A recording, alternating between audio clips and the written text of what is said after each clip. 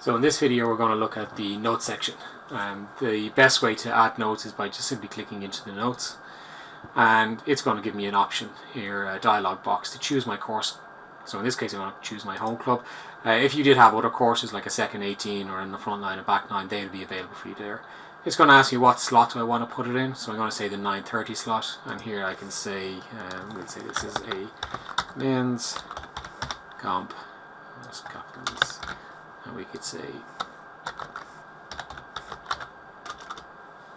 sponsored by Clubnet. And if I wanted the Clubnet to stand out, I could go ahead and highlight that and click make it bold. I could change the color, I can put it in. So there's a lot you can do with it. It's an editor of sorts inside there. It's going to ask me what color, so we could say that maybe I want this to stand out, so I might make it purple, or I can make it yellow, make it red. So I'll make it blue for the time being. And you have an option down under here to repeat every week or to leave it off. If it's turned off, it'll put this note on this day above the 9:30 slot. But if I turn it on, and the end date here is the 28th, but maybe I want to put this on to every Friday within the date range. So I'll see the last Friday of the month is the 28th, and maybe I want to put it all every Friday until the end of the year. So I just click the 30th of September and I click apply and save. And now you'll see that we have men's competition sponsored by Clubnet. It's above the 9:30 slot, and if I go ahead and I look at next Friday, the same message is here. If I go to the last Friday of the month, the same message is here. So if I had to turn that off, it wouldn't have created a note whatsoever in those days. So when you choose apply to future dates, it'll apply it across that date range.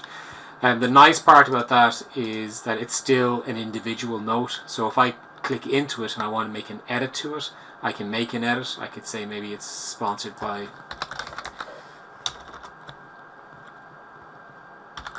Puma or something along those lines. It could be anything that you want, and then you could click save here, and I'll just turn that off and I'll click save. But I can also delete it, and if I click delete, it'll delete it for this line. But if I look at the Friday previous to it, the line is still here. So although it creates the same note across a date range, they're all editable and deletable, if deletable is a word, by individuals as well.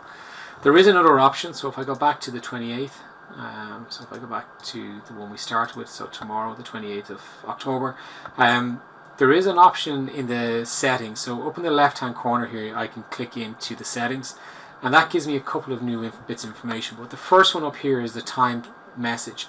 So the message that we just put in would go in before a time slot on the day, but this is a message that sits on top of the timesheet for the whole day.